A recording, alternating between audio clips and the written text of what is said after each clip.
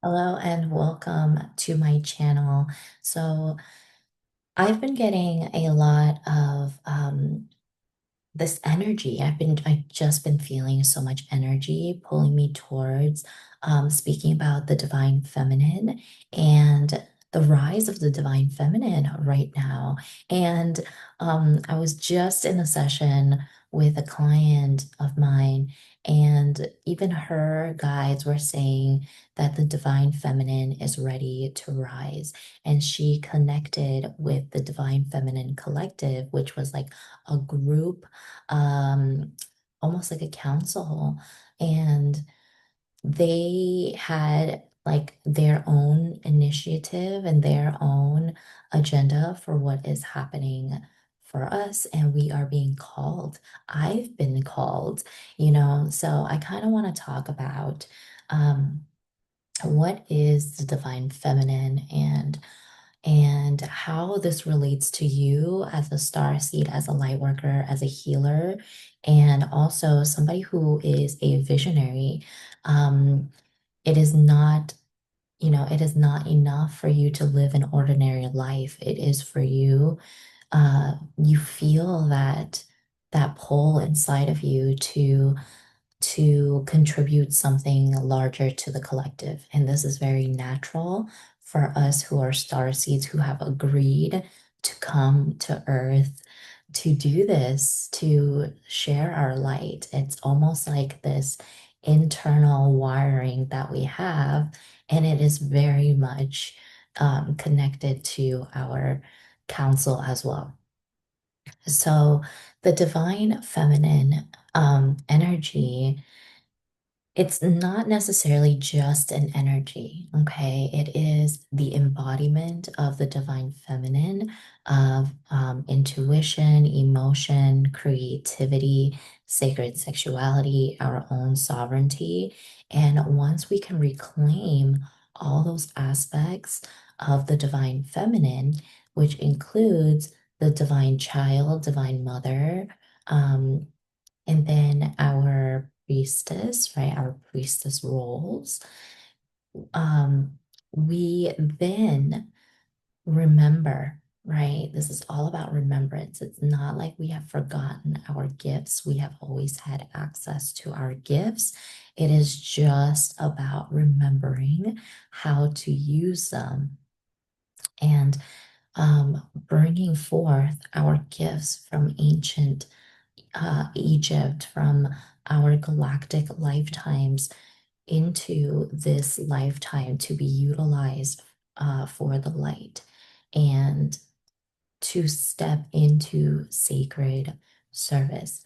Now, it's interesting because for me, I think sacred service is kind of traditional, right? Sacred service itself has ties to almost like self-sacrifice. And I think as light workers are moving towards um, their highest embodiment of source consciousness, they are becoming a guiding light for others and becoming a conduit between heaven and earth, right? So, the word service, we are actually letting go of this idea that we are here to heal other people, that we are here to help other people as if they were helpless.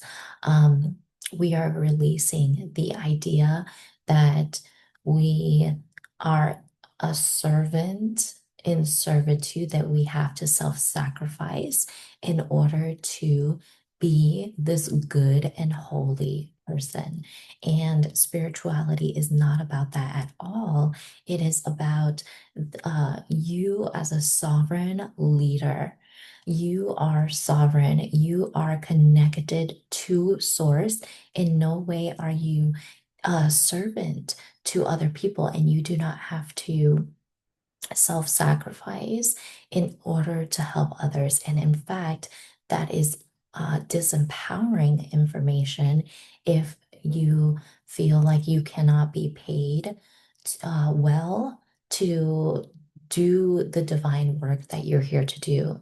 If you have to sacrifice, your well-being and your time and your energy, and it is about understanding your value, we are bringing forth um, the divine feminine teachings from ancient times into this time, but it is all about empowerment.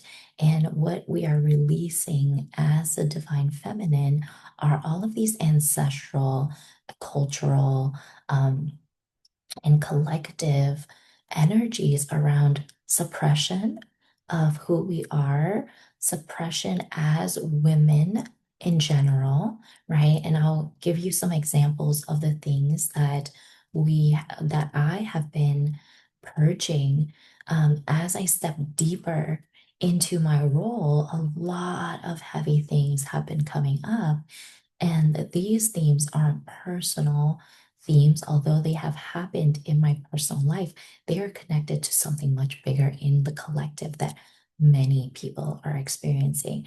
And this includes like um, themes of slavery, like I've experienced in my childhood, where I was in service to my parents. I had basically abandoned myself in order to be loved, but I was treated almost as if I didn't matter. I was treated like a means to an ends, as basically a servant, right? My parents, um, mostly my mom, would just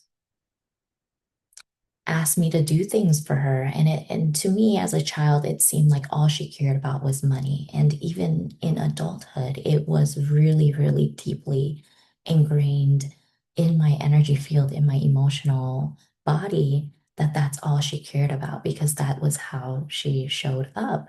And so when I stepped into my leadership, um, I almost felt appalled.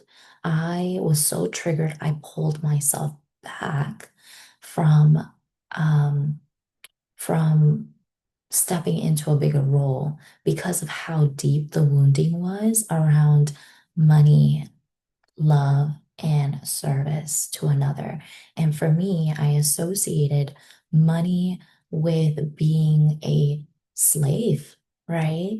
And I was also being triggered from lifetimes memories of living in Egypt, and how, although we revere Egyptian energy and Egyptian history, and in fact, we are bringing through the gifts from our Egyptian lineage.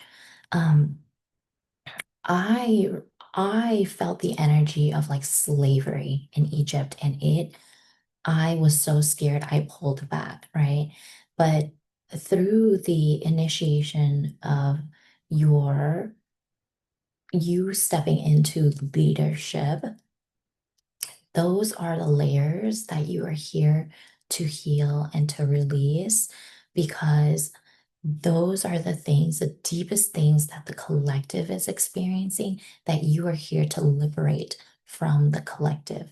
And so, um, tomorrow I am actually doing a 3-day healing intensive around sacred sexuality. And if you're watching this after I've uploaded this video, it will not be tomorrow, but um, I am doing the sacred sexuality, and I got the download for it, and I didn't quite understand it until I started putting the event together, and then things started synchronistically falling into place about the Rose lineage and the priestess path, and how women to stand in their sovereignty is to liberate their womb, right?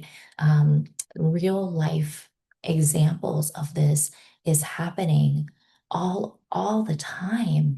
I live in America, so they have been making laws about women's rights, whether we can, carry the child to full term or terminate, and we're not allowed to do that, even if it comes from non-consensual like abuse, right? Like rape or anything like that.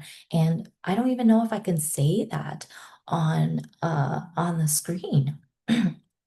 However, we are we are clearing all of this, and many women have experienced non-consensual um, approaches, sexual abuse, things like that in their childhood, in their life as a young adult, or even repeating those patterns into later adulthood as well, and giving our power away, not being able to speak up about it, not being safe enough to share that with other people, carrying shame and guilt around that, and then being able to reclaim our power, right? Because the womb center is a creation center. It is literally the center in which we give birth to life.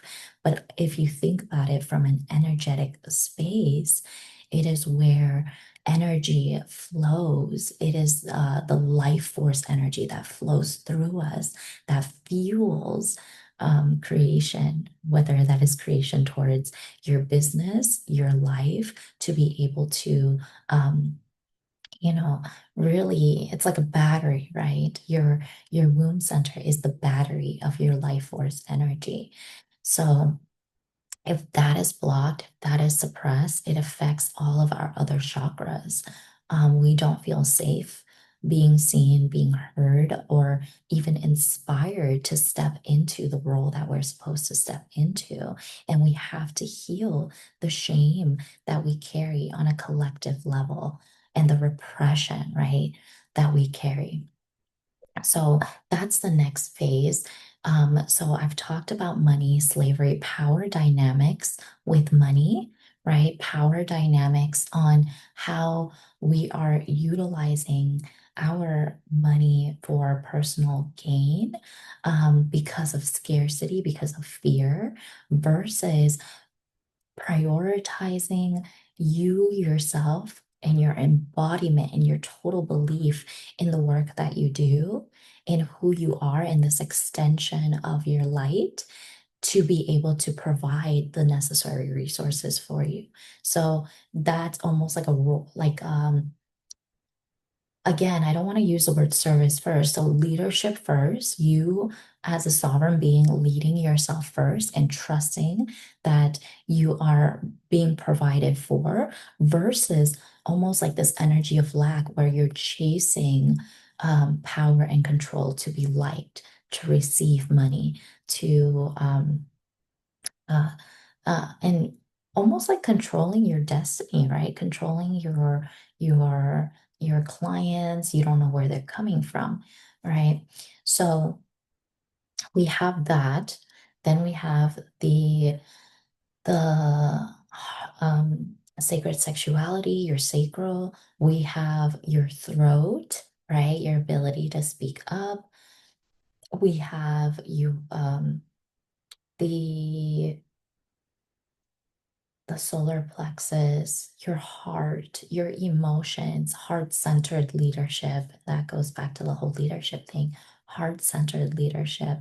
And then we move we move into like your spiritual gifts, your downloads, your lifetimes as a priestess and other lifetimes, bringing those gifts through so that you can finally step into the role that you're here to do. So many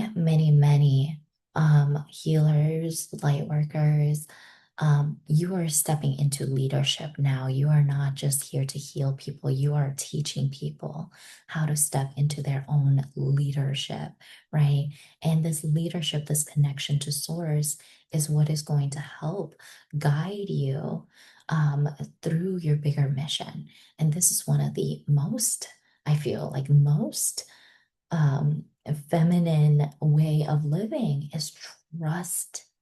Trust and surrender to where your energy, where your higher self is guiding you next, and working with the divine and co-creation versus trying to um, force yourself to make things happen. So this is the energy that has been coming through for me. It is something that I've been working with all year to clear myself for, to prepare myself for the next level of service.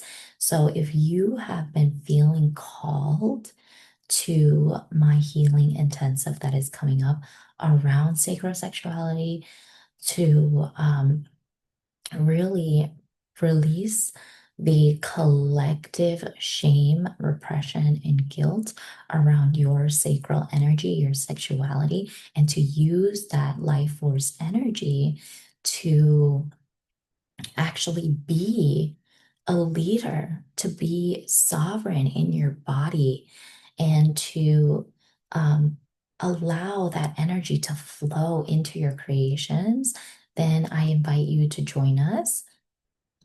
With that said, thank you everyone for tuning in. If you look, please like, subscribe, and follow for more as I am coming out with this information as I walk this journey with you, and I will come out with more information. You can also check out my personal links below this video and grab my free chakra activation because our chakras are what keeps our energy in alignment. If you are out of alignment, the chakra, the it's called the seven golden keys chakra activation that will help you realign your centers.